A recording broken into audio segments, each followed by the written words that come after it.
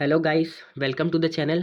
दोस्तों, पिछले अक्टूबर मंथ में जो भी इम्पोर्टेंट न्यूज़ थे, जिसका हमने डेली करंट अफेयर एमसीक्यू में जिनको कवर किया था, अभी हम उनका कंपाइलेशन लेकर के आ रहे हैं। ठीक है, तो अगर आपने कुछ भी ऐसा है कि आपसे मिस हुआ होगा तो यहाँ पे वो कवर हो जाएगा, और अगर आपने पूरी वीडियो को अच्छे से फॉलो किया था तो ये आपके लिए एक रिवीजन सीरीज़ के जैसे रहेगी। चलिए स्टार्ट करते हैं दोस्तों वीडियो को। देखिए दोस्तों, हम लोग जो भी क्वेश्चन डिस्कस करेंगे, जितना भी क्वेश्चन मैंने डिस्कस किए हैं पिछले पूरे मंथ में, सारे क्वेश्चन की स्लाइड एक साथ है। ठीक है, मैं सारे स्लाइड आपके सामने लेके भी आऊँगा और उसके जो आंसर है वो भी लेके आऊँगा।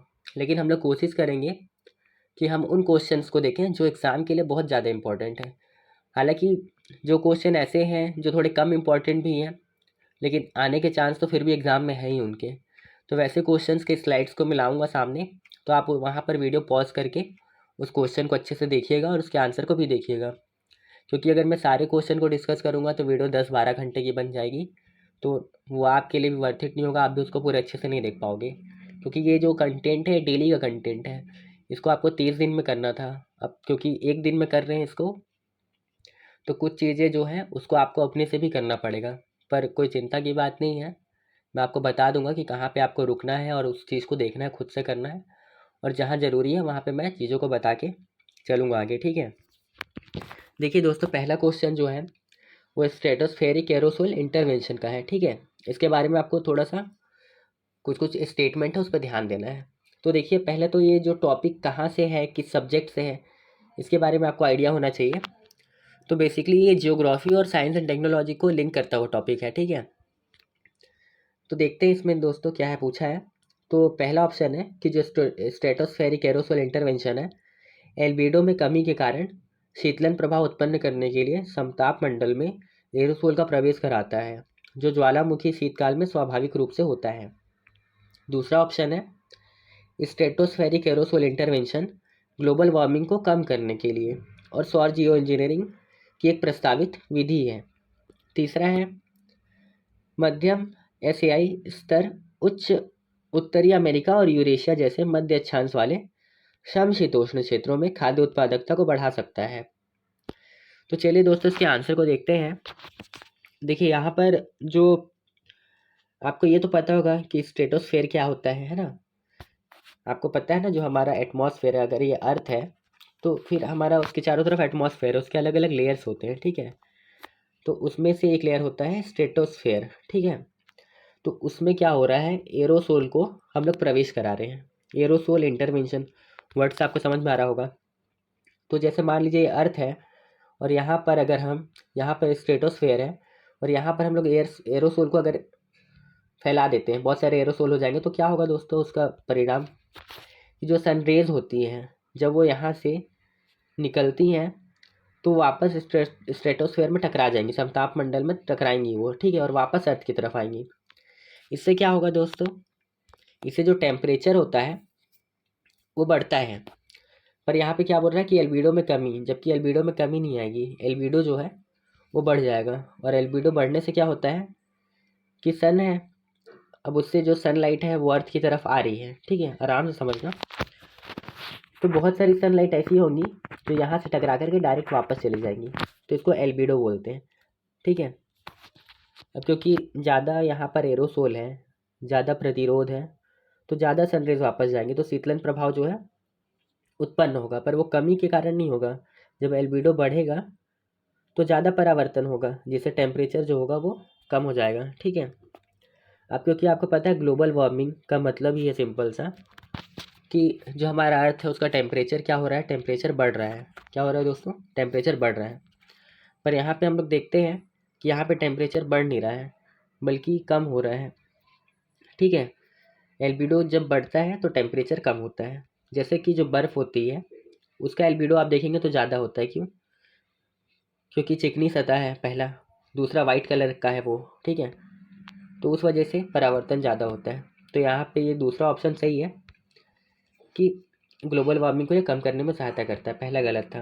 और तीसरा आप देखेंगे तो ये उत्तरी अमेरिका, यूरेशिया जैसे जो मध्य अक्षांश वाले समशीतोष्ण क्षेत्र है उसमें खाद्य उत्पादकता को बढ़ा सकता है, अगर इसका प्रयोग उस तरीके से किया जाए तो। ठीक है, देखिए दोस्तों, मैंने आपको आंसर तो डिस्कस कर दिया है। यहाँ पे आप वीडियो को पॉज करिए और ख़ुद से भी जो डिटेल्ड में आंसर लिखा हुआ है उसको आप पढ़ सकते हैं। हालांकि मैंने आपको इससे ज़्यादा अच्छे से उसमें समझा दिया है, ठीक है। चलते हैं अगले क्वेश्चन पे, समय भी हमारे लिए बहुत महत्वपूर्ण है। देखिए दोस्तों, ये जो क्वेश्चन है डांसिंग फ्रॉक का, ठीक है, ये क्वेश्चन जो है इस पर अगर आप अप्रोच की बात करेंगे, मैं आपको आंसर इसका नहीं बताऊंगा, आंसर आप देखिएगा, यहाँ पे ध्यान दीजिए, सही नहीं है पूछा है, ठीक है।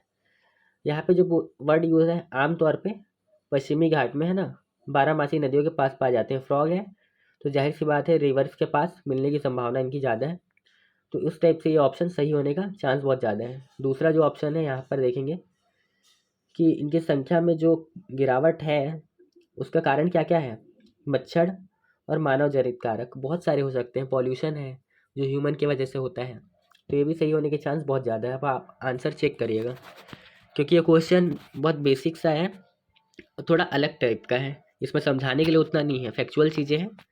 अप्रोच क्या होगी मैंने आपको बताया है कि पहला और दूसरा ऑप्शन जो है आपको ऐसे देखें उसको, यहाँ पे आप वीडियो पॉज करिए थोड़ी देर के लिए और आंसर को डिटेल में पढ़िए और देखिए जो चीज़ मैंने बताई है वो अप्लाई हुई कि नहीं हुई, ठीक है। चलिए आगे बढ़ते हैं। ये क्वेश्चन दोस्तों एग्ज़ाम की दृष्टि से महत्वपूर्ण है। मैंने जो बोला कि हम लोग महत्वपूर्ण क्वेश्चन को अलग से देखेंगे, तो ये वैसा ही क्वेश्चन है, ठीक है। यहाँ पे देखिए संयुक्त राष्ट्र पर्यावरण के बारे में बात की गई है, ठीक है।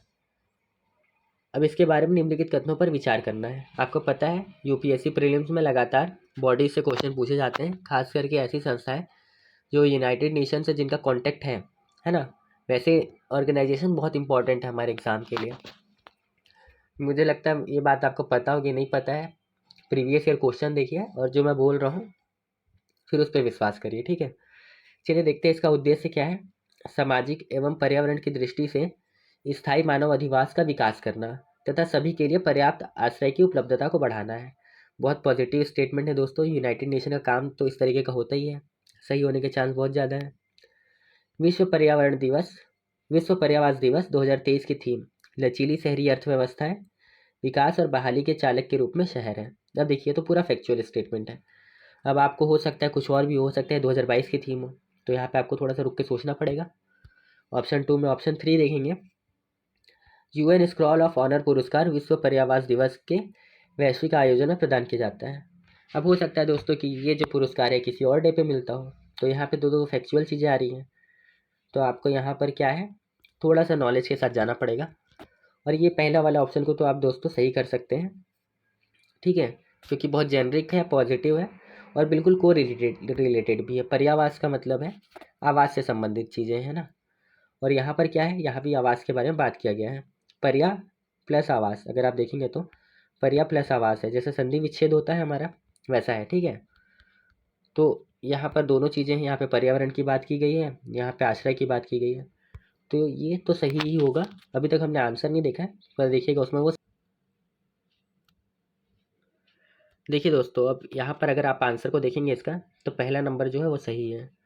फिर आप यहाँ पे वीडियो को पॉज करिएगा थोड़ी देर के लिए और बाकी ऑप्शंस को देखेंगे आप, तो आपको पता चलेगा कि जो बाकी दो फैक्चुअल स्टेटमेंट्स थे, एक तो जो थीम के बारे में था, थीम भी बिल्कुल सही दी थी आंसर में, और जो पुरस्कार के बारे में बात थी, स्क्रॉल ऑफ ऑनर पुरस्कार, यह भी विश्व पर्यावरण दिवस को ही मिलता है, ठीक है। तो फैक्चुअली ये दोनों स्टेटमेंट करेक्ट भी थे, बट अब इसके लिए आप यहाँ पे कोई गैसिंग नहीं लगा सकते ना। हो सकता है 2022 की थीम होती, हो सकता है पुरस्कार किसी और चीज़ का होता, तो आपको इसके लिए तो पढ़ना ही पड़ेगा।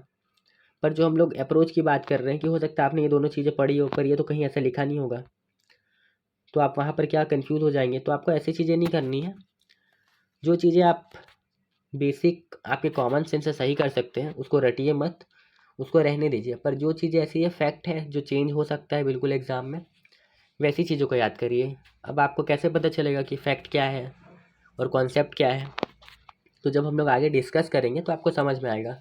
जैसे एटलीस्ट इस क्वेश्चन के लिए आप समझ पा रहे हैं कि फ़ैक्ट किसको बोलेंगे, ठीक है। जैसे ये एक फैक्ट है कि ये पुरस्कार कौन देता है, कोई भी दे सकता है, यहाँ पर कुछ भी नाम चेंज कर सकते हैं, ये थीम को ईयर को आपस में चेंज कर सकते हैं, ठीक है।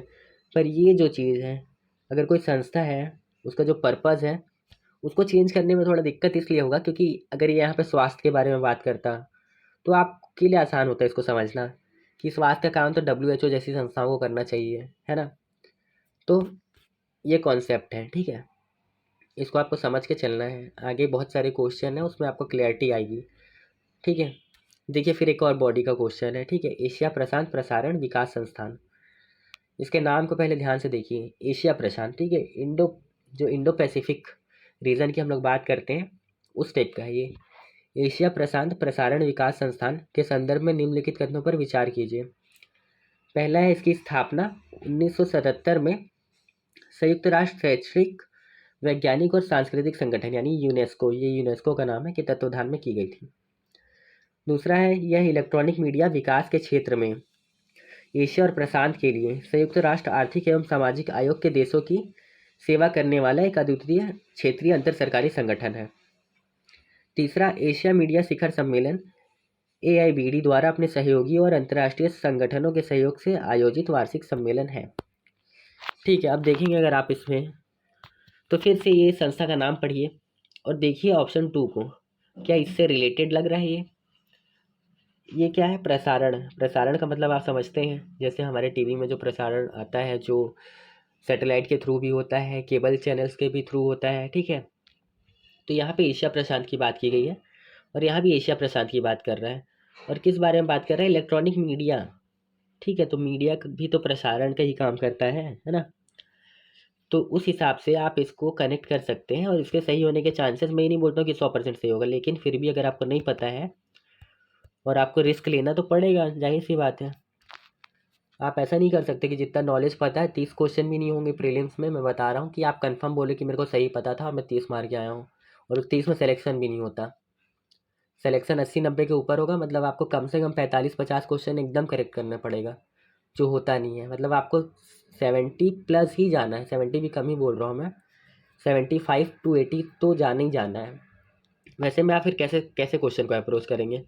सब कुछ तो याद करके आप नहीं जा सकते। आप कितना ही पढ़ लो, यूपीएससी कुछ ऐसा देगी ही आपको कि वो किसी किताब में नहीं मिलेगा। एग्ज़ाम के बाद भले आपको हर जगह वो चीज़ मिल जाएगी, पर एग्ज़ाम से पहले वो चीज़ कहीं दिखेगी नहीं आपको।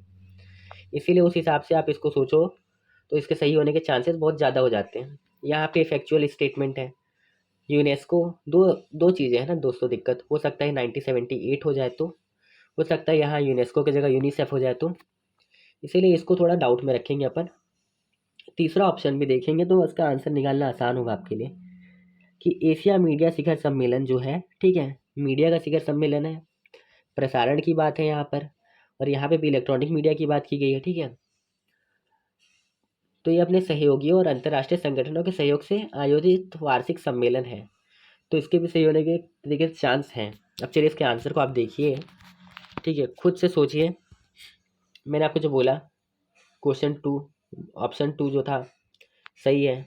ऑप्शन 3 भी देखेंगे, सही होने के चांस थे, सही है। पहला जो फैक्चुअल स्टेटमेंट था दोस्तों, यहाँ पे बिल्कुल सही से इफेक्ट दे दिया गया है, इसीलिए सही है। पर आम तौर पे आप देखेंगे PYQs को, तो उसमें कहीं ना कहीं अगर एक स्टेटमेंट में 2 फैक्चुअल चीज़ें दी गई हैं, ठीक है, एक सिंगल स्टेटमेंट है पर उसमें 2 फैक्चुअल चीज़ें, जैसे कि ये एक सिंगल स्टेटमेंट है, ठीक, यहाँ पे एक फैक्ट तो ये आ रहा है और एक फैक्ट ये आ रहा है, तो हो सकता है दोनों में से एक फैक्ट के गलत होने के चांस रहते ही रहते हैं। यूपीएससी ऐसा करती है, एक सही दे देती है और आप हड़बड़ी में उसको सही करते हैं, दूसरे पे उतना ध्यान नहीं जाता, उस समय एग्ज़ाम का प्रेशर ऐसा होता है। तो ऐसे में इस तरीके के ऑप्शन गलत होने के चांस ज़्यादा है। हालांकि यहाँ पे सही हो गया है, पर आप ऐसे यूपीएससी के 10 क्वेश्चन लगाएंगे तो कम से कम 7 आपके सही हो जाएंगे इस अप्रोच से और 3 गलत हो जाएंगे, तो भी आप प्रॉफिट में हैं, क्योंकि आप रैंडम सॉल्व करेंगे तो आपका माइनस होगा। उससे अच्छा है कि एक स्ट्रेटेजी के साथ क्वेश्चन को सॉल्व करिए। ठीक है, चलिए यहाँ पे बहुत सिंपल सा क्वेश्चन है, सतलज जमुना लिंक से कौन कौन से नहर जुड़े हैं? वीडियो को पॉज करके 10 सेकेंड सोचिए और अपने से आंसर लगाइए। अगर आंसर नहीं, फिर भी नहीं हो रहा है या गलत हो रहा है, तो यहाँ पर आंसर आपका है, यहाँ पे पॉज करके आप आंसर को पढ़ सकते हैं। ठीक है, चलिए देखते हैं ज़ायोनी आंदोलन को। इम्पॉर्टेंट है ये, फिलहाल करंट अफेयर्स में तो मैं इसको इम्पॉर्टेंट मानता हूँ, क्योंकि इस तरीके क्वेश्चन आते हैं। न्यूज़ में क्यों है? इसराइल हमास युद्ध की वजह से। ओके, देखिए 19वीं सदी के अंत में फ़िलिस्तीन में यहूदी लोगों के लिए एक राष्ट्रीय मातृभूमि की स्थापना के लक्ष्य के साथ ज़ायोनी आंदोलन की शुरुआत हुई थी। ठीक है, ठीक है, यहाँ पे एक फैक्ट आ गया अपना, पर यहाँ पे ईयर नहीं लिखा हुआ है। दूसरा, प्रथम विश्व युद्ध के बाद इस आंदोलन को और बल मिला, साथ ही इसे वर्ष 2017 की बाल्फोर घोषणा ठीक है, जिसके द्वारा फिलिस्तीन में एक यहूदी राज्य की स्थापना का समर्थन किया गया था, का प्रोत्साहन भी हुआ। ठीक है, फर्स्ट वर्ल्ड वॉर के बाद। फिर फर्स्ट वर्ल्ड वॉर के बाद संयुक्त राष्ट्र ने फिलिस्तीन को अलग अलग यहूदी और अरब राज्यों में विभाजित करने वाली एक विभाजन योजना का प्रस्ताव रखा। इसको सॉल्व करने का अप्रोच देखते हैं। देखिए, पहला जो स्टेटमेंट है 19वीं सेंचुरी में, आपको पता है अगर आपने वर्ल्ड हिस्ट्री पढ़ी है, लगातार आंदोलन चल रहे थे उस समय पे।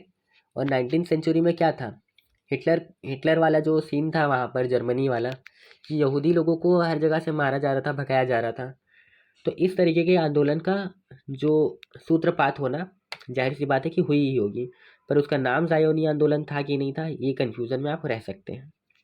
तो इसको थोड़ा रुक के सोचते हैं। दूसरा देखेंगे, फर्स्ट वर्ल्ड वॉर के बाद क्या हुआ था कि आंदोलन को और प्रमोशन मिला था। ठीक है, बाल्फोर घोषणा, इसको भी आप देखेंगे। ठीक है, हालांकि इसके बारे में यहाँ पे डिटेल में दिया है किसका इसका प्रोत्साहन मिला इसको। ठीक है, इसको भी थोड़े देर के लिए रोकिए। और तीसरा देखिए, प्रथम विश्व युद्ध, और यहाँ क्या है, संयुक्त राष्ट्र। ठीक है, तो आपको पता है संयुक्त राष्ट्र का जो रोल था उस समय इतना ज़्यादा नहीं था, है ना, फर्स्ट वर्ल्ड वॉर के टाइम पे। तो जाहिर सी बात है कि यहाँ पर आपको कंफ्यूज कर रहा है, ये फर्स्ट नहीं होगा, यहाँ पे सेकेंड वर्ल्ड वॉर होगा। बाकी स्टेटमेंट पूरा सही है, सिर्फ एक वर्ड और क्वेश्चन का जो सही और गलत होना है उसका वो चेंज हो जाता है पूरा। ठीक है, तो इस हिसाब से ये गलत है। दूसरा आप देखेंगे बाल्फोर घोषणा के बारे में जो बात किया गया है सही है दोस्तों, और आपको इसको और डिटेल से देखना है। मैं स्लाइड अभी दिखाऊंगा आपको, उसको आप अलग से पढ़िएगा थोड़ा सा रुक के। और ये जो बात है ये बिल्कुल सही बात है दोस्तों, इसीलिए आपको ये याद रखना है, ज़ायोनी आंदोलन। और देखिए, हो सकता है एग्जाम में इतना कुछ ना है, सिंपल पूछ ले कि ज़ायोनी आंदोलन किस चीज़ से रिलेटेड था। ठीक है, किस चीज़ से रिलेटेड है, तो वहाँ पर हो सकता है सिंपल पूछा जाएगा। सिर्फ आपको फ़िलिस्तीन में यहूदी वाला ये जो चीज़ है ये दे देंगे, और 3 स्टेटमेंट और कि अरब में ये था, है ना, टर्की का ये था। तो आपको पता होना चाहिए एटलीस्ट कि ये है किस बारे में। ओके, चलिए ये देखिए, ये स्लाइड है यहाँ पर। पहला बिल्कुल सही स्टेटमेंट, दूसरा भी सही है, और तीसरा जो मैंने आपको बोला फर्स्ट और सेकेंड वर्ल्ड वॉर में जो इन लोगों ने चेंजेस करा तो उस वजह से गलत हो गया था। ठीक है, केंद्रीय सूचना आयोग दोस्तों बहुत इम्पॉर्टेंट है यूपीएससी के लिए। एम लक्ष्मीकांत में भी इसका एक अलग से चैप्टर है। स्टेटमेंट देखते हैं, ये एक संवैधानिक संस्था है। आशा करता हूँ कि आपको संवैधानिक संस्था और सांविधिक संस्था जो होती है, स्टैच्यूटरी बॉडी और कॉन्स्टिट्यूशनल बॉडी में अंतर पता होगा। तो यहाँ पे बोल रहा है कि एक संवैधानिक संस्था है। ठीक है, दूसरा बोल रहा है कि 2019 में सूचना का अधिकार अधिनियम 2005 में किए गए संशोधन के अनुसार जो सदस्य हैं वो पुनर्नियुक्ति के लिए पात्र नहीं है। ठीक है, आयोग के पास पूछताछ करने हेतु संबंध भेजने, दस्तावेजों आवश्यकता आदि के संबंध में सिविल कोड की शक्तियाँ होती हैं। तो दोस्तों देखेंगे आप, जितने भी कमीशन है भारत सरकार के इस तरीके के सही नहीं है पूछा है। ठीक, तो उनके पास सिविल कोड की शक्तियाँ होती है, उनके पास आदेश होता है, वो हाजिर करवा सकते हैं अपनी कोर्ट में, है ना, कई मामलों में वो दंड भी देते हैं। तो उस हिसाब से ये जो है ये सही है। दूसरा जो पूछा है, दूसरा ऑप्शन कि पुनर्नियुक्ति के लिए पात्र नहीं है, इसके लिए आपको इसके बारे में और डिटेल में पढ़ना पड़ेगा, तो आपको पता चलेगा कि हाँ जो संशोधन हुए थे उसमें ये चीज़ सही थी। ठीक, तो अब आपको यहाँ से ये भी समझ में आ रहा होगा कि जब आप किसी एक्ट को पढ़ रहे हैं यूपीएससी के लिए, तो जो संशोधन हुए हैं और उसमें जो महत्वपूर्ण चेंजेस हुए हैं उनको आपको ध्यान रखना है। जब भी संशोधन हुआ होगा तो एक दो आपको इम्पॉर्टेंट फैक्ट वहाँ पे दिखेगा कि हाँ ये चेंजेस था पहले, जिसको चेंज किया गया, जिसका कुछ कारण होगा। ठीक है, तो आपको इन सारी चीज़ों पे ध्यान रखना है। आप समझ पा रहे हैं कि जब आप पढ़ेंगे न्यूज़ को तो जो चीज़ें हैं कि क्वेश्चन किस पॉइंट पे बन सकता है उस पॉइंट को आपको ध्यान में रखना है। ठीक है, तो एक ये हो जाएगा आपका, ये हो जाएगा सही, ये हो जाएगा सही। और आप एम लक्ष्मीकांत को सिंपल भी देखते हैं तो उसके लास्ट के चैप्टर में जब बॉडीज़ का होता है तो उसमें अलग अलग पार्ट में है, एक संवैधानिक संस्था का पार्ट है और एक सांविधिक संस्था का पार्ट है। ठीक है, तो आप खाली अगर आपने वो चार्ट भी देखा होगा, चैप्टर्स भी देखे होंगे बाहर से, ऊपर से इंडेक्स देखा होगा, तो भी आपको पता होगा कि ये संवैधानिक संस्था नहीं है। संविधान में कहीं भी इस तरीके की संस्था का जिक्र नहीं है। ये संस्था जो है इससे रिलेटेड है, सूचना के अधिकार अधिनियम से रिलेटेड है। ओके, तो ये गलत है। और यहाँ पे पूछा है कितने सही नहीं है, ये भी बहुत ध्यान रखने वाली बात है दोस्तों। तो कितने सही नहीं है आप बताइए, केवल एक सही नहीं है। ठीक है, अब इसका जो है डिटेल्ड आंसर यहाँ पर आप देख सकते हैं। ठीक है, यहाँ पर देखिए, एक सही नहीं था, दो सही था, तीन सही था। यहाँ पे आप वीडियो को पॉज करिए थोड़ा सा दोस्तों, बहुत सारे जो इम्पोर्टेंट इन्फॉर्मेशन है एग्ज़ाम के पर्सपेक्टिव से सिर्फ वही स्लाइड में शामिल की गई है, तो थोड़ा सा रुक के देखिए। अगर आपने नोट्स बनाए हैं बॉडीज़ के अलग से या फिर कुछ ऐसा फैक्ट है जो एम लक्ष्मीकांत में मिस आउट है, तो आप यहाँ से उसको वहाँ पर ऐड कर सकते हैं, ठीक है। चलिए अब देखते हैं अगले क्वेश्चन को। अगला क्वेश्चन है दोस्तों केन नदी के बारे में।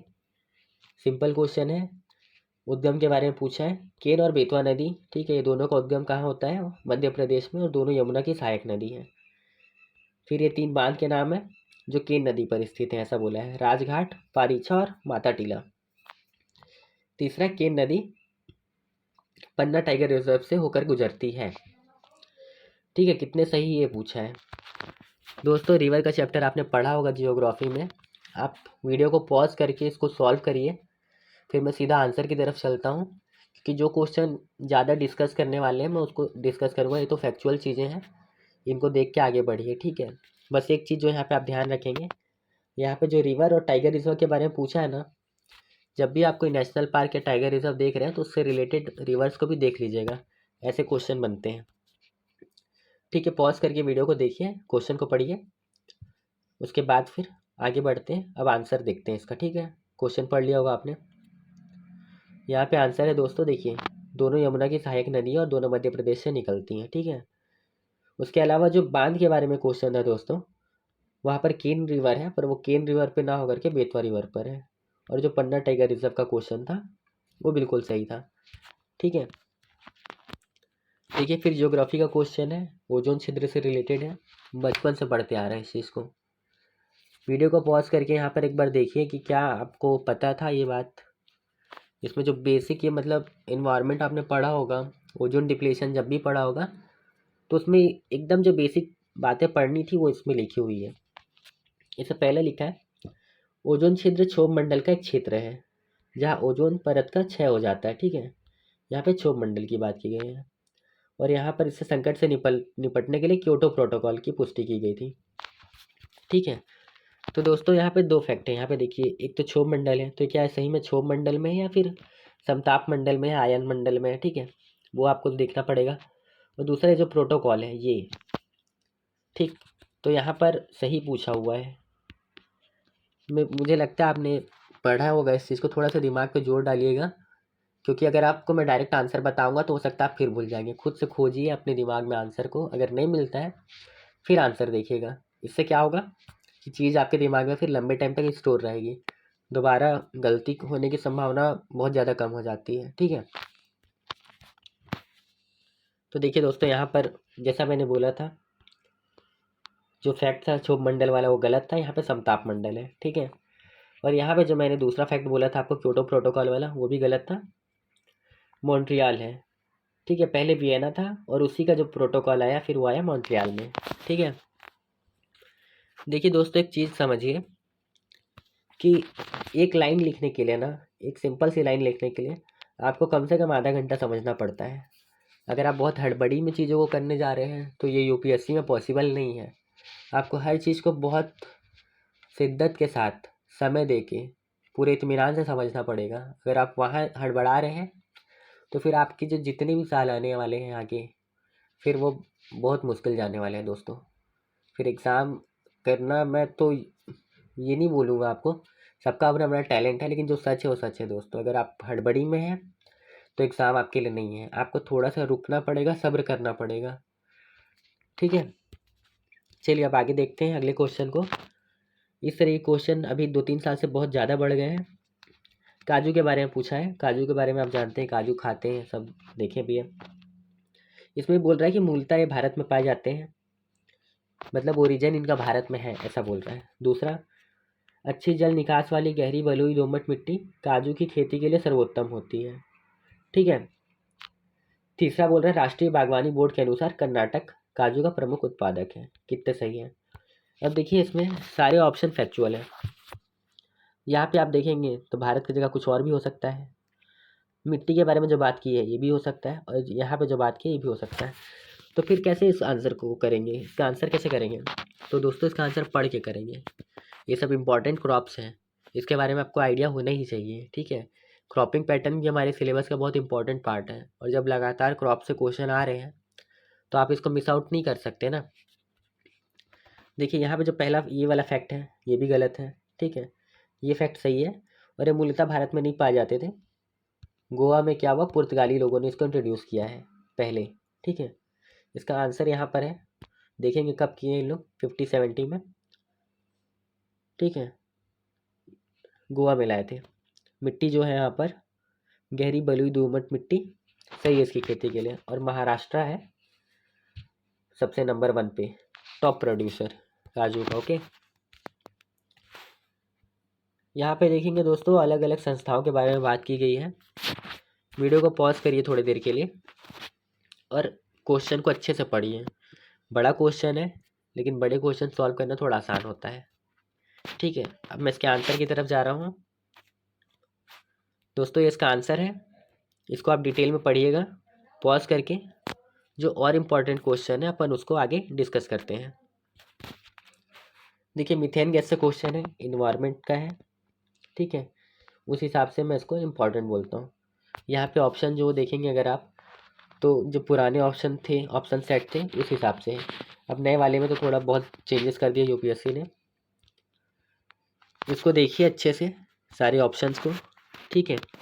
मैं अगली स्लाइड पे चलता हूँ, ये पिछले का आंसर है, ठीक है। इसको आप देखेंगे, जो डिस्कस करना है अपन आगे चलते हैं। देखिए इस टाइप के जो क्वेश्चंस हैं इनको मैं इंपॉर्टेंट मार्क करता हूँ। क्यों? क्योंकि ये सब ऐसे क्वेश्चन है, अगर आपको आता है तो आता है, नहीं आता है तो नहीं आता है, फिर आप इसमें कुछ कर नहीं सकते। इसीलिए अगर आप इस तरह के क्वेश्चन अगर आपके ऑलरेडी प्रिपेयर्ड रहेंगे तो एग्ज़ाम में आपको कट ऑफ को पार करना थोड़ा इजी हो जाएगा। आप विश्वास नहीं मानेंगे दोस्तों, अगर आपका कट ऑफ मान लीजिए किसी ईयर 90 गया है ना, तो 80 टू 90 के बीच, 89 के बीच में बहुत सारे लोग आ जाते हैं, पता है। पर यहाँ से आपको यहाँ 90 तक पहुँचने में ना, ये सारी ऐसी चीज़ें जो हेल्प कर सकती हैं, पुश कर सकती हैं, तो उस चीज़ को मिस आउट मत करिएगा। ध्यान से देखिए, पूषा जैव अपघटक के बारे में पूछा गया है, ठीक है। इसका नाम आप देखिए, पूषा जैव अपघटक। अब आपको पूषा नहीं पता, पूषा क्या होता है, ठीक है। जैव अपघटक पता है, यानी कि कुछ जैविक प्रक्रियाओं से अपघटन को जो है पूरा किया जा रहा है। देखते हैं, यह एक कवक आधारित तरल विलयन है जो पराली को इतना गला सकता है कि इसे मिट्टी के साथ मिलाकर खाद में आसानी से उपयोग किया जा सके, ठीक है। यह फसल अवशेष, पशु अपशिष्ट, गोबर और अन्य कचड़ों को तेजी से जैविक खाद में परिवर्तित कर सकता है, ठीक है। इसे भारतीय कृषि अनुसंधान परिषद द्वारा विकसित किया गया है, ICAR द्वारा, ठीक है दोस्तों। यहाँ पे बात की गई है जैव अपघटक की। कृषि संस्थान है ये भारत का, हो सकता है रिलेटेड हो, पर फैक्चुअल है तो गलत भी हो सकता है, पर दूसरा स्टेटमेंट दोस्तों बिल्कुल सही हो सकता है, क्योंकि इसके बारे में पूछ रहा है तो जाहिर सी बात है कि ऐसा होगा, या ऐसा काम कर रहा होगा तब इसके बारे में पूछ रहा है। नहीं तो फिर ये ऐसे तो 50 चीज़ें बनती रहती है मार्केट में, ठीक। तो एक ऑप्शन तो आप सही अपना कर सकते हैं, और मान लीजिए अगर आपको पता है कि एक तो सही ही है, ठीक, तो आप डी को तो हटा दो, ठीक है। अब आपको ये 3 में सेलेक्ट करना है आपको, ठीक।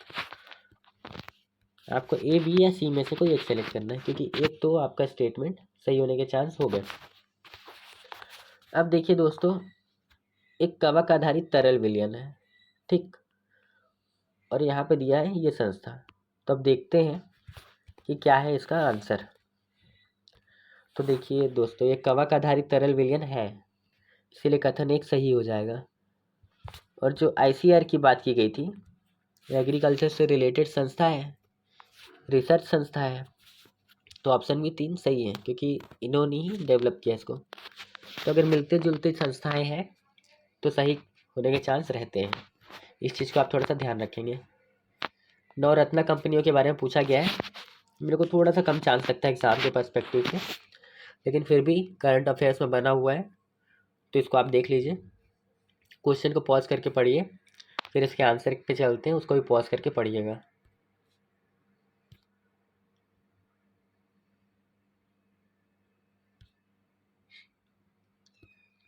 ये वाला क्वेश्चन दोस्तों मैं इसको डबल स्टार बोलूँगा, ठीक है।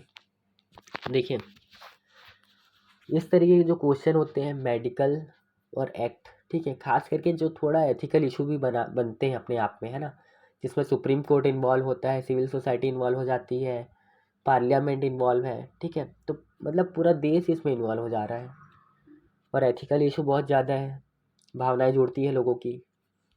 तो देखते हैं, वर्ष 1971 में मेडिकल टर्मिनेशन ऑफ प्रेगनेंसी अधिनियम के संदर्भ में निम्नलिखित कथनों पर विचार कीजिए।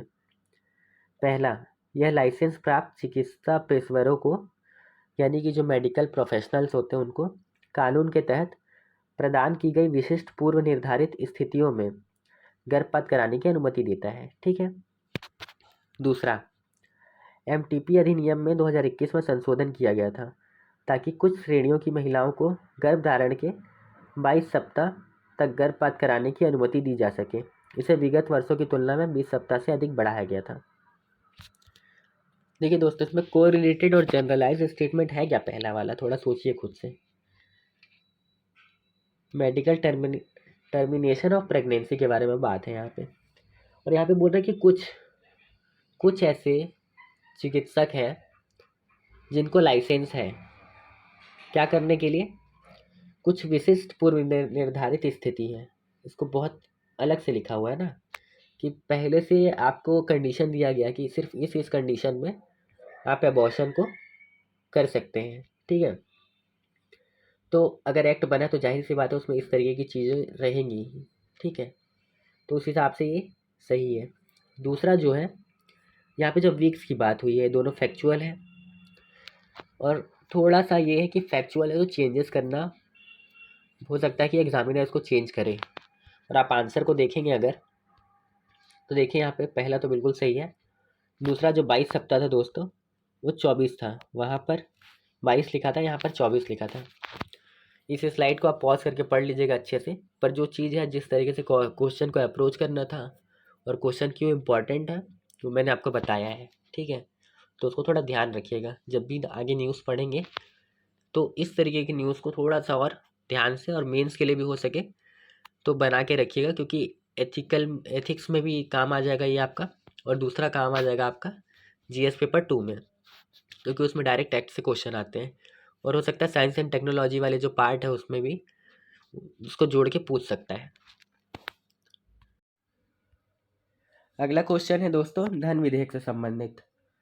देखिए दोस्तों, ये क्वेश्चन वही बेसिक एम लक्ष्मीकांत से हो जाएगा, इम्पॉर्टेंट भी है और आसान भी है, और इसके गलत होने की संभावना भी बहुत ज़्यादा रहती है, क्योंकि ऐसे क्वेश्चन कन्फ्यूज़न में गलत हो जाते हैं एग्ज़ाम में। इसमें ये बोल रहा है कि इसको लोकसभा में पेश किया जा सकता है लेकिन राज्यसभा में नहीं किया जा सकता, ठीक है। इसको राष्ट्रपति किसी धन विधेयक को स्वीकार या अस्वीकार तो कर सकता है, लेकिन पुनर्विचार के लिए वापस नहीं कर सकता। धन विधेयक से संबंधित प्रक्रिया के अंतर्गत संयुक्त बैठक का प्रावधान शामिल है। देखिए दोस्तों, इसको आप सॉल्व करिए पहले खुद से, ठीक है, क्योंकि इसमें कुछ ऐसा नहीं है कि मैं आपको बताऊंगा कोई ट्रिक निकलेगा। इसमें आप ट्रिक वगैरह मत खोजिए, इसको आप बेसिक से जाइए, पढ़िए और जाके इस क्वेश्चन को सही करिए, ठीक है। इसके आंसर को हम लोग देखते हैं, यहाँ पर स्लाइड है, इसको आप अच्छे से देख लीजिए, सारे आंसर्स को पढ़ लीजिए यहाँ पर और इसके नेक्स्ट स्लाइड में, ठीक है। चलिए अब देखते हैं अगले क्वेश्चन को। लगातार कई सालों से ये न्यूज़ में बना हुआ है, ठीक है। बेल्ट एंड रोड इनिशिएटिव के संबंध में निम्नलिखित कथनों पर विचार कीजिए। इसका उद्देश्य दक्षिण पूर्व एशिया, मध्य एशिया, खाड़ी क्षेत्र, अफ्रीका, यूरोप को स्थल तथा समुद्री मार्गों के नेटवर्क से जोड़ना है। सिल्क रोड इकोनॉमिक बेल्ट भूमि परिवहन मार्गों के नेटवर्क के माध्यम से पूरे यूरेशिया में कनेक्टिविटी, बुनियादी ढांचे और व्यापार संबंधों को बेहतर बनाने पर केंद्रित है। सही पूछा है कौन सा है, ठीक है।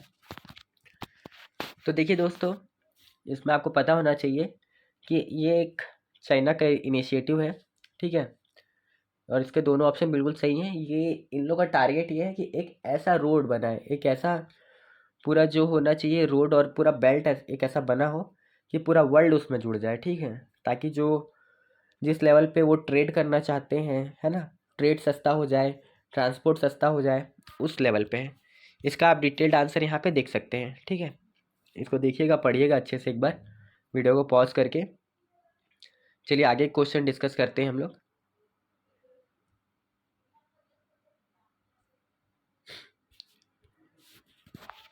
क्षेत्रीय व्यापक आर्थिक साझेदारी के संदर्भ में निम्नलिखित कथनों पर विचार कीजिए। ये भी न्यूज़ में है दोस्तों, और ये ऐसा नहीं कि आज की न्यूज़ में है, ये कुछ वर्षों से न्यूज़ में। इसका कारण क्या है वो भी मैं आपको आगे बताऊंगा। RCEP विश्व का सबसे बड़ा व्यापारिक ब्लॉक है, ठीक है। दूसरा, RCEP के सदस्य राष्ट्र वैश्विक सकल घरेलू उत्पाद के 50% से अधिक का प्रतिनिधित्व करते हैं। भारत RCEP के सदस्य के रूप में सक्रिय रूप से भाग लेता है। सही पूछ रहा है। न्यूज़ में क्यों है इस बात को आप समझिएगा, आखिर क्यों इतना चर्चा में, और यूपीएससी के लिए क्यों इम्पोर्टेंट है ये जो थर्ड स्टेटमेंट है ना, ये अगर आज से 4 साल 5 साल पहले पूछा होता तो सही था, पर क्योंकि भारत ने इसकी सदस्यता को त्याग दिया है, ठीक है, उस वजह से क्या है कि न्यूज़ में बना हुआ है। तो तीसरा स्टेटमेंट गलत है। दूसरा जो यहाँ पर 50% बोल रहा है, मतलब पूरे वर्ल्ड का 50%, आप समझ रहे हैं, आधी दुनिया, तो उस हिसाब से ये भी गलत है। और इसके लिए आपको आंसर चेक करना है अपना, ठीक है। यहाँ पे देखिए, आंसर चेक करिए, ठीक है दोस्तों। वीडियो को पॉज करके आप आंसर को पढ़ लीजिएगा। चलिए आगे बढ़ते हैं चुनावी बॉन्ड के बारे में। अभी 5 राज्यों में चुनाव चल रहा है, इसीलिए ये न्यूज़ में है। चुनावी बॉन्ड प्रणाली को वर्ष 2019 में एक वित्त विधेयक के माध्यम से पेश किया गया था। केवल जनप्रतिनिधित्व अधिनियम 1950 की धारा 29A के तहत पंजीकृत राजनीतिक दल ही चुनावी बॉन्ड प्राप्त करने के पात्र हैं। ये बात बिल्कुल सही है दोस्तों, कि जो राजनीतिक दल हैं उनको ही चुनावी बॉन्ड मिलेगा। ये भी बिल्कुल सही है, धारा 29A में। पर ये जो एक्ट है, एक्ट गलत है। तो ये क्या पूरा एक्ट गलत है क्या? नहीं, एक एक्ट 1950 का है और एक एक्ट है 1951 का। तो यहाँ पर जो 50 लिखा है उसकी जगह पे 51 होना था, तब ये सही हो। तो आप समझ रहे, सिर्फ एक लेटर और पूरा आंसर का वो चेंज हो जाएगा, ठीक है। तो ये गलत है। और यहाँ पे जो वर्ष दिया गया है फैक्चुअल स्टेटमेंट है, यहाँ पे आप देखेंगे आंसर में 2017 में हुआ है, ठीक है। और यहाँ पे देखिए 1991। बाकी सारी चीज़ें सही थी। आप यहाँ पर देखेंगे तो यहाँ पर 9 के जगह पे 7 होना था, और यहाँ पे 0 के जगह पे 1 होना था, और आंसर सही हो जाता। तो आप इन चीज़ों का बड़ा ध्यान से देख लीजिएगा एक बार। ये हो गया, ये हो गया, ये हो गया। जहाँ भी आपको फैक्ट दिखता है ना, रुक के उसको अच्छे से याद करिएगा, ठीक है। वहाँ पे हड़बड़ी मत करिएगा, वरना सब कुछ आपको पता होने के बाद भी आंसर आपका गलत हो जाएगा, तो क्या मतलब है फिर इतना मेहनत करने का, ठीक है दोस्तों। हम लोग थोड़ा सा आगे आ गए हैं, चलते हैं। आप देख सकते हैं सारे क्वेश्चन का कंपाइलेशन यहाँ पे एक साथ में है, और अभी बहुत सारे क्वेश्चन बचे हुए हैं। देखिए दोस्तों, क्वांटम स्टेट के संबंध में निम्नलिखित कथनों पर विचार कीजिए, ठीक है। क्वांटम स्टेट एक क्वांटम प्रणाली के भौतिक गुणों का गणितीय विवरण है। क्वांटम स्टेट किसी प्रणाली के गुणों का पूरा विवरण प्रदान करते हैं, जिसमें इसकी स्थिति, गति, ऊर्जा, चक्रण और अन्य अवलोकन योग्य राशियां शामिल होती हैं।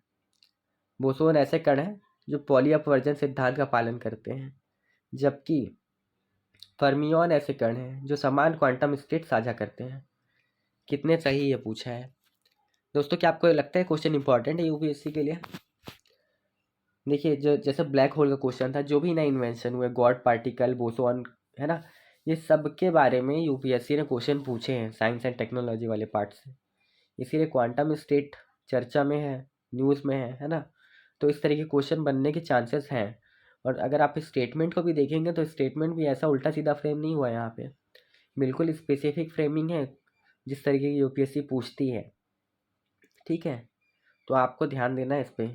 चलिए इसको आंसर को हम लोग डिस्कस करते हैं सबका। क्या है आंसर? देखिए यहाँ पर क्वांटम स्टेट जो है वो वाकई में गणितीय विवरण है उनके भौतिक गुणों का, ठीक है। दूसरा ये है कि जब हम लोग इसके माध्यम से क्या करते हैं, गुणों का पूरा विवरण प्राप्त कर लेते हैं। जैसे स्थिति क्या है इसकी, अभी गति कितनी है, ऊर्जा कितनी है इसमें, चक्रण क्या है इसका, स्पिन, है ना। तो 2 भी सही था। अब तीसरा जो है, इसमें 2 प्रकार के क्वांटम कण, बोसोन और फर्मियन, ठीक है। ये दोनों के बीच क्या था बोला था दोस्तों? बोसोन ऐसे कण हैं जो समान क्वांटम अवस्था साझा करते हैं, जबकि फर्मियान ऐसे कण हैं जो पॉली अपवर्जन सिद्धांत का पालन करते हैं। ठीक है, और आप स्टेटमेंट देखेंगे अगर, तो यहाँ पर बोसोन को इसके साथ जोड़ दिया था और फर्मियोन को इसके साथ जोड़ दिया था, जबकि आंसर में ये इसका होता और ये इसका होता। समझ रहे हैं? कणों के जो गुण हैं उनको आपस में बदल दिया एग्जामिनर ने, है ना, आपको कंफ्यूज करने के लिए। आपको ये चारों चीज़ें तो याद आएंगी कि हाँ आपने ये भी पढ़ा ये भी पढ़ा है, पर कौन सा किसका रिलेशन था वो याद नहीं आएगा तो फिर दिक्कत है। तो क्लैरिटी के साथ पढ़ना है अपने को। फिर साइंस एंड टेक्नोलॉजी का क्वेश्चन है दोस्तों, सिंपल क्वेश्चन है, देख के आपको थोड़ा ज़्यादा बड़ा लग रहा होगा। कीमोथेरेपी के बारे में है, आपने इसका नाम सुना होगा कीमोथेरेपी का। इसको दोस्तों आप स्टेटमेंट को पढ़िए, है ना, आराम से, हर स्टेटमेंट को आराम से पढ़िए और उस पर सोचिए। उसके बाद फिर हम लोग आंसर को देखेंगे। ठीक है, वीडियो को पॉज करिए यहाँ पर और पढ़िए। ठीक है दोस्तों, आपने क्वेश्चन को पढ़ लिया होगा। चलिए अब इसके आंसर की तरफ चलते हैं। यहाँ पे वीडियो को पॉज करिए दोस्तों और आंसर को पढ़िए। ठीक है दोस्तों, आपने आंसर पढ़ लिया होगा। अब चलते हैं हम लोग अगले अगले क्वेश्चन को, जो इम्पोर्टेंट, देखिए दोस्तों क्या है, बहुत सारे क्वेश्चन हैं, सब डिस्कस करने हैं, कुछ छोड़ना भी नहीं है। तो क्या है, आपको भी थोड़ा सा एफर्ट डालना पड़ेगा और हम भी एफर्ट डाल रहे हैं। जो चीज़ों को आपको समझाना है, जहाँ पे इम्पोर्टेंस ज़्यादा है चीज़ों का, वहाँ पे मैं रुक रहा हूँ। जहाँ पे थोड़ा कम इम्पोर्टेंस है लेकिन फिर भी उसको छोड़ नहीं सकते, तो वहाँ पर आपको करना पड़ेगा। और जो इम्पोर्टेंट नहीं है उसको मैंने लाया भी नहीं है। ठीक है, एंजल टैक्स के बारे में है दोस्तों यहाँ पे क्वेश्चन। ठीक है, एंजल टैक्स के बारे में अगर आप देखेंगे तो ये भी न्यूज़ में बना हुआ है। पढ़ते हैं स्टेटमेंट। एंजल टैक्स एक आयकर है जो 50% की दर से तब लगाया जाता है जब कोई असूचीबद्ध कंपनी किसी निवेशक को उसके उचित बाजार मूल्य से अधिक कीमत पर शेयर जारी करती है। एंजल टैक्स केवल निवासी निवेशकों द्वारा निवेश पर लागू होता है। हाल ही में वित्त मंत्रालय ने 21 देशों के निवेशकों को भारतीय स्टार्टअप में अनिवासी निवेश के लिए एंजल टैक्स लेवी में छूट दी है। ठीक है, सही पूछ रहा है। तो देखिए दोस्तों, इसमें फैक्ट के बारे में अगर बात करें, एक तो आपका यहाँ 50% है। एक अनलिस्टेड कंपनी जो है, असूचीबद्ध कंपनी, यहाँ पे भी हो सकता है कि लिस्टेड कंपनी भी हो। केवल निवासियों के बारे में बात कर रहा है, हो सकता है बाकी लोगों पे भी लगता हो। और यहाँ 21 देश है, हो सकता है कि यहाँ पर 21 देश की जगह कुछ और नंबर हो। इन चीज़ों को चेक करते हैं। तो पहले देखिए, यहाँ पे तो 30% है, असूचीबद्ध सही था, ओके, बट जो परसेंटेज था वो गलत था, तो पूरा ऑप्शन गलत हो जाता है। दूसरा जो था दोस्तों, कि केवल निवेशकों पर, जो निवासी निवेशक हैं उनके द्वारा किए गए निवेश पर लागू होता है। ठीक, तो वैसा नहीं है, विदेशी जो निवेशक होते हैं ना उन पर भी लागू होता है, इसलिए दूसरा स्टेटमेंट भी गलत। तीसरा आप देखेंगे 21 देशों के बारे में बात की गई थी, वित्त मंत्रालय की बात की गई थी, बिल्कुल सही है। उस हिसाब से हमारा आंसर जो है स्टेटमेंट 3 ही सही है, खाली सही पूछा है तो ये सही हो जाएगा। चलिए आगे देखते हैं। विमान नियमावली है, ठीक है, जो एरोप्लेन्स वगैरह, ड्रोन वगैरह है ना, इसके बारे में है, इम्पॉर्टेंट है, पर बहुत ज़्यादा इम्पॉर्टेंट नहीं बोलूँगा मैं इसको एग्ज़ाम के लिए, क्योंकि जो क्वेश्चन हमारे पास हैं टोटल, हम लोग लगभग 300 क्वेश्चन से ज़्यादा डिस्कस कर रहे हैं अभी यहाँ पर। ठीक है, तो उसमें आप इसको मीडियम क्वालिटी वाला मान सकते हैं। वीडियो को पॉज करके पढ़ लीजिएगा, लेकिन छोड़िएगा मत। क्या है, सब कुछ कर रहे हैं, एक दो क्वेश्चन छोड़ देंगे, आपका ही नुकसान होगा फिर बाद में। इसका आंसर है, इसको भी पॉज करके पढ़िएगा, पहले क्वेश्चन सॉल्व कर लीजिए अच्छे से, उसके बाद। ये दोस्तों इम्पॉर्टेंट है थोड़ा सा, ठीक है, क्यों? क्योंकि आर्ट एंड कल्चर वाला और इस तरीके के क्वेश्चन बने हैं, खास करके जो साउथ इंडिया के कल्चर है ना उससे, और ये तमिल भक्ति परंपरा का क्वेश्चन है। तो देखेंगे यहाँ पर अलवार 12 शैव संत कवियों का एक समूह है। नैनार 63 वैष्णव संत कवियों का एक समूह है। ओडुवर तमिलनाडु के हिंदुओं के मुख्य पुजारी थे। ठीक है, सही पूछ रहा है ना। अब देखिए दोस्तों, यहाँ पर जो अलवार है और नैनार है, इसको हो सकता है आप लोगों ने सुना होगा। तो जो अलवार होता है वो वैष्णव से रिलेटेड है, भगवान विष्णु से, और जो नैनार है वो महादेव से रिलेटेड है, भगवान शिव से हमारे। ठीक है, तो इनको आपस में इन्होंने चेंज किया है। और जो ओधुवर है, इसको भी इन्होंने यहाँ पर चेंज किया, किससे किया है देखेंगे अपन। यहाँ पर देखिए, ओधूवर के बारे में जो है, इसको प्राचीन काल से इसका पता चलता है। ये भक्ति आंदोलन से जुड़ा हुआ था, है ना। और ये जो है दोस्तों 6वीं और 9वीं शताब्दी के दौरान अच्छी तरह से विकसित हुआ था। तो ये वैसा पुजारी वाला टर्म नहीं है, ये जो है भक्ति आंदोलन से रिलेटेड है भी। ठीक है, बाकी यहाँ पर आप अलवार नैनार सबके बारे में डिटेल में पढ़ सकते हैं। ठीक है, वीडियो को पॉज करके पढ़िए। आगे देखते हैं दूसरे क्वेश्चंस को भी। सिनाई प्रायद्वीप बहुत इम्पोर्टेंट है, बहुत ज़्यादा इम्पोर्टेंट है मैपिंग की दृष्टि से भी, और लगातार न्यूज़ भी बना होता है, क्योंकि इस ऐसे एरिया में है कि वहाँ पे हमेशा कुछ ना कुछ बवाल हुए ही रहता है और वहाँ की न्यूज़ आती ही रहती है। देखिए दोस्तों, पहला स्टेटमेंट है सिनाई प्रायद्वीप इजराइल में एक त्रिकोण के आकार का प्रायद्वीप है। कहाँ पर बोल रहा है दोस्तों? इजराइल में बोल रहा है। ठीक है, दूसरा बोल रहा है प्रायद्वीप, ये जो सिनाई प्रायद्वीप है इसमें स्वेज नहर शामिल है। स्वेज नहर, इसका नाम तो आपने सुना होगा, एक मानव निर्मित जलमार्ग है जो भूमध्य सागर को फारस से जोड़ता है। ठीक है, अब आपने स्वेज नहर के बारे में पढ़ा है, अब आपको बताना पड़ेगा कि स्वेज नहर आखिर किन दो जल जो वाटर बॉडीज़ हैं उनको आपस में जोड़ता है। ठीक, तो देखिए दोस्तों, जो पहला सिनाई प्रायद्वीप वाला जो क्वेश्चन है इसराइल के बारे में बोल रहे हैं यहाँ पर, तो आपको पता होना चाहिए इजिप्ट से रिलेटेड है। ओके, और दूसरा आप देखेंगे स्वेज नहर किसको किसको आपस में जोड़ता है। तो चलिए देखते हैं, यहाँ पर मैप में अच्छे से थोड़ा समझ में आएगा। ये देखिए यहाँ पर है सिनाई पेनिनसुला, ठीक है, जो कि मिस्र में है। ठीक है, अब आप देखेंगे दोस्तों, तो उत्तर में जो है, नॉर्थ में जो है, यानी ऊपर की तरफ यहाँ पर मेडिटेरियन सी है। ठीक है, और इसके साउथ में क्या है? रेड सी है। तो ये इन दोनों को आपस में जोड़ता है। ओके, भूमध्य सागर को और लाल सागर को। ठीक है, चलिए अब आगे चलते हैं। दोस्तों, वीडियो पसंद आ रही है लाइक कर दीजिएगा, दोस्तों से शेयर ज़रूर करिएगा इसको, थोड़ा सपोर्ट चाहिए रहेगा हम लोग को भी आगे। और चैनल को सब्सक्राइब करिए। ठीक है, और थोड़ा सपोर्ट करिए और अच्छे से वैल्यू एडिशन करिए कंटेंट में। जो बेसिक स्टैटिक की क्लासेस है वो चल रही है इकोनॉमी की, उसके अलावा भी मॉडर्न हिस्ट्री का भी है प्लान हमारा, उसको एग्जीक्यूट करेंगे अपन आगे। प्रीलिम्स से पहले तक, बल्कि प्रीलिम्स का फॉर्म आने से पहले तक हमारी कोशिश है कि लगभग सारे जो बेसिक्स हैं आपके, है ना, प्रीलिम्स के लिए खास करके, वो कवर हो जाएं अच्छे से। तो थोड़ा सपोर्ट दिखाइएगा दोस्तों। चलिए आगे देखते हैं। धारणीय कृषि खाद्य प्रणाली के बारे में पूछा है। ठीक है,